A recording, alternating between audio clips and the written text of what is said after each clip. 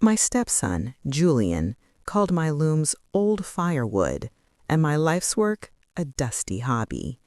He locked me out of my own studio, planning to sell the building he'd inherited for $8 million. He thought he was seizing estate assets to pay off debts. What he didn't know is that the looms, the art, and the $500,000 museum commission were all mine.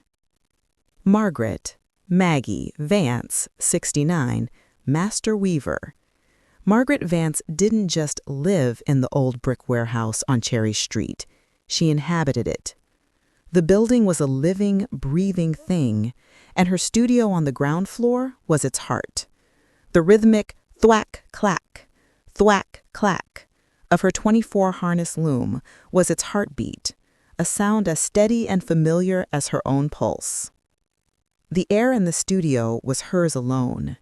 It smelled of lanolin from the raw wool, the sharp vinegary tang of setting dyes, the clean oil on the loom's gears, and the dry, sweet scent of thousands of cones of silk, wool, and linen. They rose to the 20-foot ceiling in a vibrant, chaotic library of color, a stark contrast to the gray city outside, the massive floor-to-ceiling warehouse windows. Margaret, at 69, was a woman of texture and color. Her silver hair was held back by a single hand-carved wooden pin, a gift from her late husband, Robert. Her fingers, though stained with indigo and cochineal, were strong and sure. Robert had bought this warehouse decades ago, not as an investment, but as a gift. He was a kind, quiet man who had seen the fire of her artistry and, instead of trying to contain it, built a cathedral for it. He renovated the cavernous ground floor into a world-class textile studio for her, and they built a warm, sprawling, sun-filled loft for themselves on the floor above. He was her patron, her partner, her greatest admirer. She remembered a dinner party years ago. Julian, then a young, arrogant man in his first property acquisition job, had been holding a glass of wine. "I just don't get it, Dad," he'd said, gesturing to one of Maggie's early tapestries. "It's a rug on a wall. Why would you sink all this money into a warehouse for rugs?" Robert had simply placed his hand over Maggie's and smiled. "Julian, you see a building. I see a home. You see a rug. I see my wife's soul. When you can tell the difference, you'll be a rich man." Julian had just scoffed and turned away, but Maggie never forgot the look of dismissive pity in his eyes. Now, Robert was gone. It had been 2 years since his heart had quietly given out, leaving a void that Maggie wove into her work.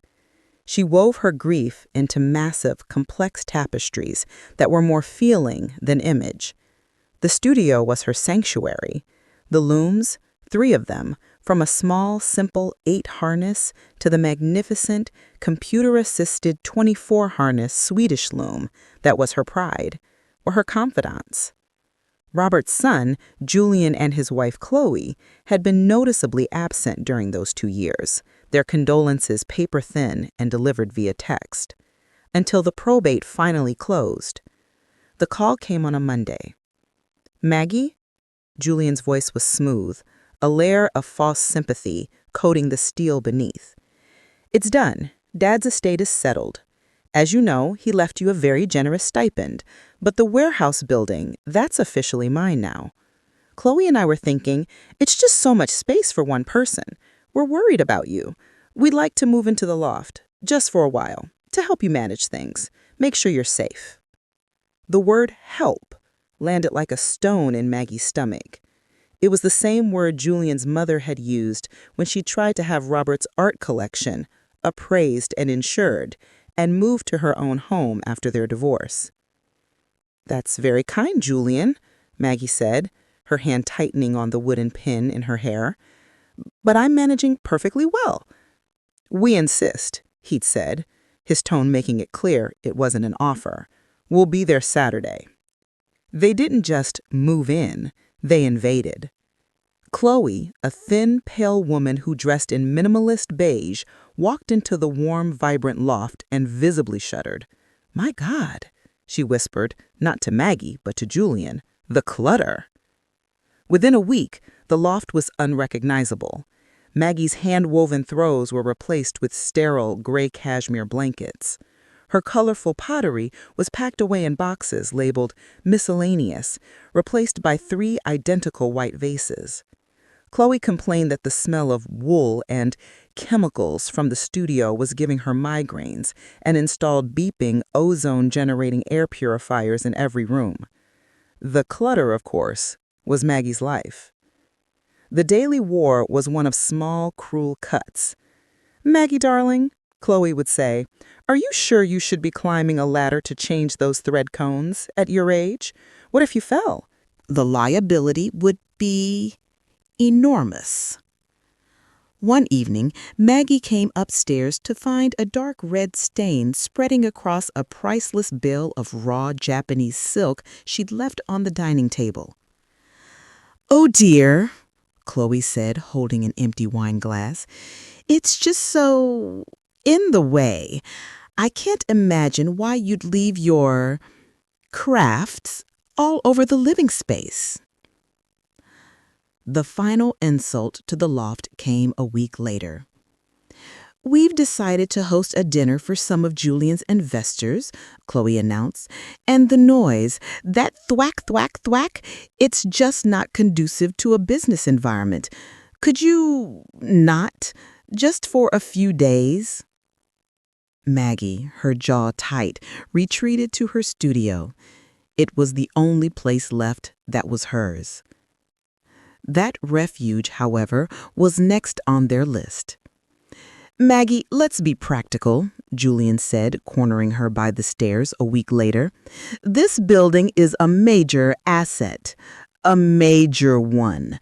You can't possibly afford the taxes and upkeep on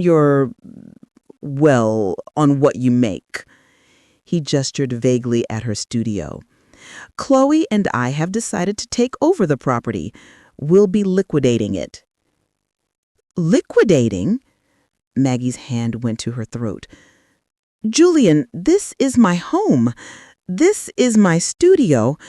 Your father promised—" "My father," Julian interrupted, his voice turning cold, "left you a very generous monthly stipend.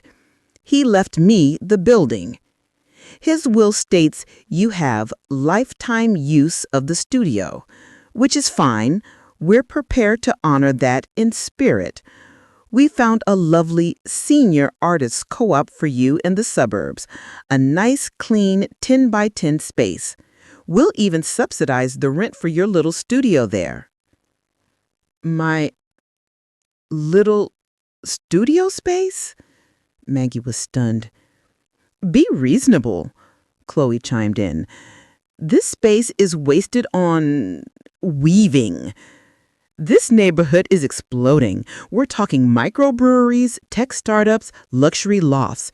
We have an offer for $8 million, Maggie. We are not letting that slip away for a hobby." "It is not a hobby," Maggie said, her voice dangerously quiet. "It is my work, and I am not leaving." Julian's eyes narrowed. "Don't make this difficult, Maggie. You are a tenant in my building. The will gives you use of the studio, but it doesn't specify which studio. We can and we will move you, but first we need to appraise the contents of the building to clear the estate's debts. Mr. Harris is coming this afternoon."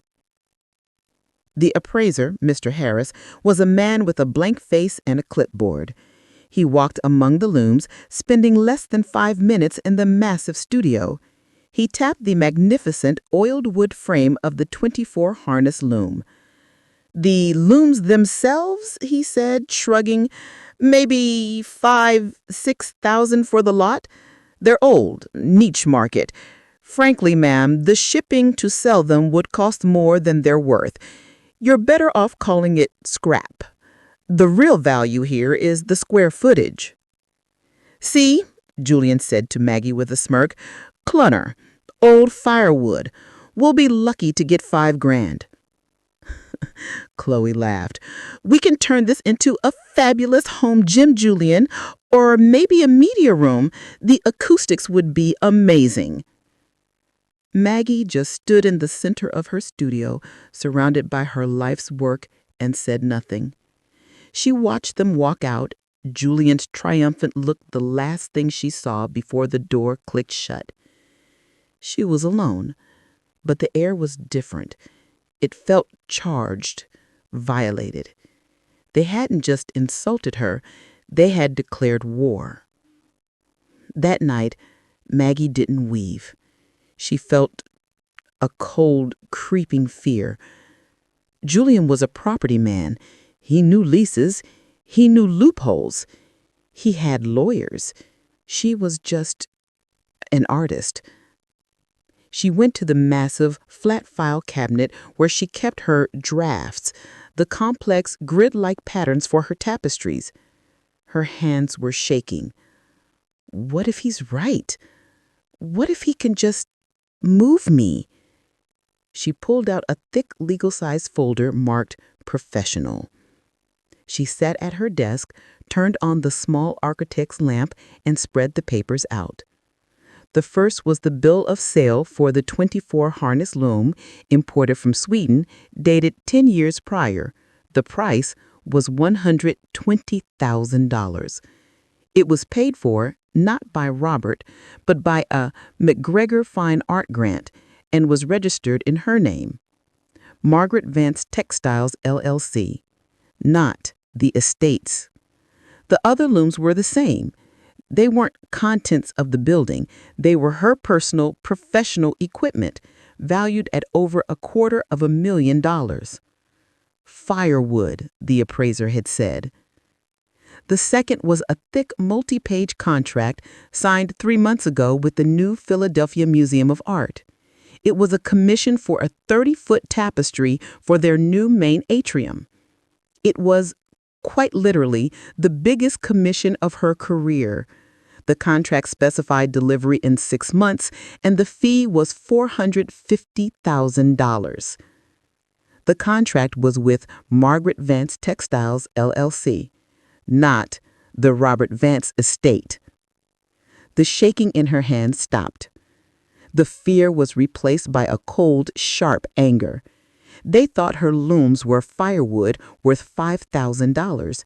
They had no idea they were the tools for a $500,000 contract. They thought they were liquidating a building. They were, in fact, about to interfere with a major museum commission. Maggie picked up the phone. She did not call a lawyer, not yet. She called the museum. "Ben," she said, when the young, ambitious curator answered. "It's Maggie Vance. Yes, the draft is going well. Listen, I have a situation. It's about the commission and my studio. I need your help, and I think you should bring the museum's lawyer." The confrontation happened 2 days later. Maggie, following her new routine, had left the loft early to get coffee just to escape Chloe's toxic presence. When she returned, she put her key in the heavy lock of her studio door. It didn't go in. She frowned and tried again. The key scraped uselessly against a new, solid brass plate. A new lock. A new, heavy-duty padlock hung on the hasp.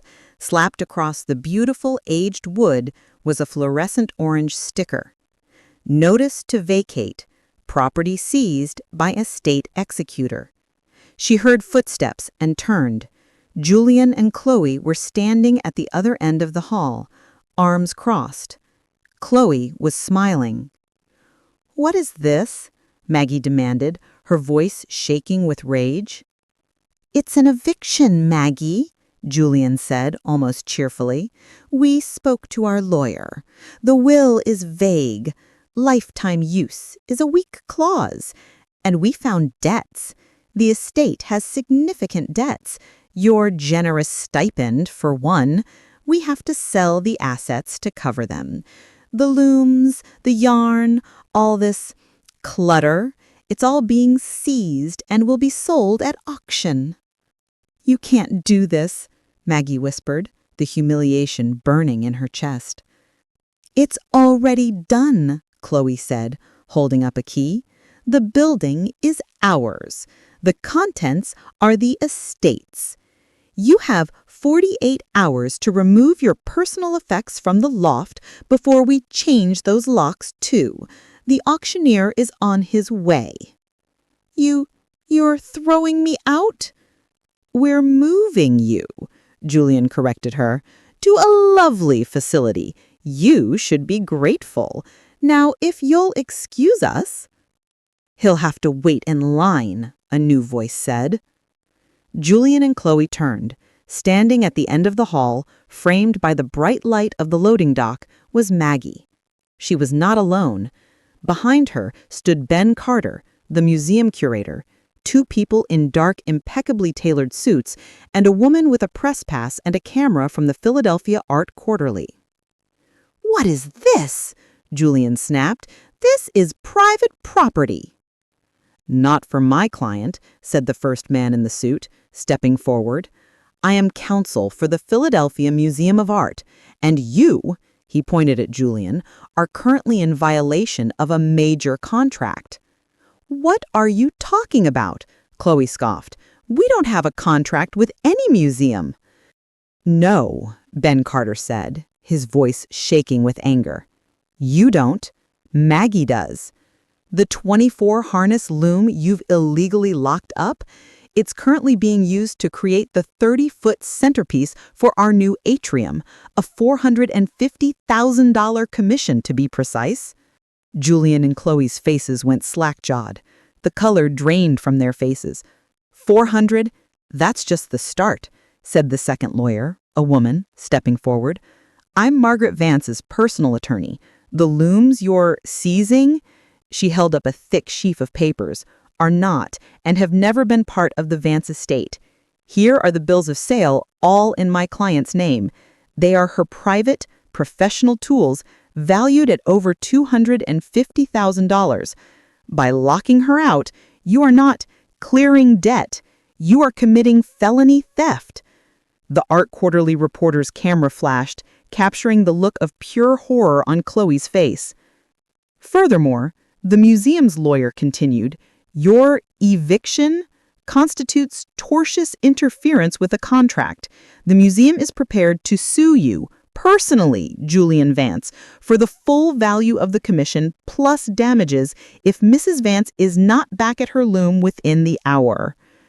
Julian was white as a sheet. He looked at his wife, who was stammering. "Julian, you said it was junk.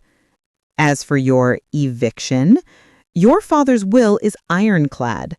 Lifetime use of the studio, not a studio, the studio, this one." She tapped the locked door.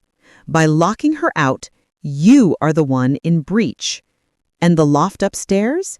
It's where she stores her materials, her designs, and her archives. It is, legally, an extension of the studio. You can't evict her from there either." She smiled, a cold, thin smile. "You don't own a building, Mr. Vance. You own a shell around my client's life's work. You inherited walls. She owns everything inside them." The reporter's camera flashed again. "Mr. Vance," she called out, "what's it like to be sued for $500,000 for trying to sell your stepmother's firewood?" Julian, trembling, fumbled with the key and removed the padlock. He wouldn't look at anyone. However, Chloe was made of something harder. This is ridiculous. This is our building. We will fight this. Julian, call our lawyer." "I don't think he'll be taking your call," Maggie's lawyer said, holding up her phone. "He's already been served with a notice of disbarment inquiry for colluding with an executor to defraud an estate. He's a bit busy." That broke him. Julian slumped against the wall, his head in his hands.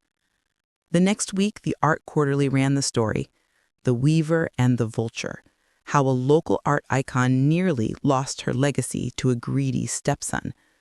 The story was picked up by the main city paper. The social shaming was immediate and brutal. The $8 million developer, terrified of the bad press and the moral turpitude of the building's new owner, pulled his offer. Julian and Chloe were ruined. Their investor friends vanished. Their credit was frozen. A month later, Maggie was at her loom. The thwack-clack, the thwack-clack, was the only sound in the vast studio, a steady, defiant rhythm. The loft of stairs was quiet, empty.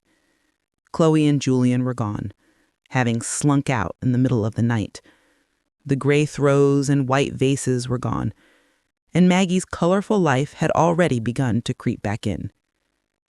The tapestry was growing, a magnificent river of cobalt blue and gold. Her phone, sitting on the desk, buzzed. It was Julian. She let it go to voicemail. His voice, when she listened to it later, was almost unrecognizable, small, broken, and desperate. "Maggie, please, pick up. I didn't know. Chloe, she left me. The developer is suing me for breach of contract. I'm ruined. I'm sorry. I'm so sorry. Please, you're the only one." Maggie listened to the message, her face calm. Then she deleted it. She poured herself a cup of tea, the steam rising in the afternoon sun that streamed through the massive windows. She looked at the beautiful, complex thing she was creating. She remembered her husband's words. "When you can tell the difference, you'll be a rich man." Julian, she thought, was the poorest man she'd ever known. She took a sip, her hands steady, her home secure. She was not a tenant. She was the master. And she had work to do.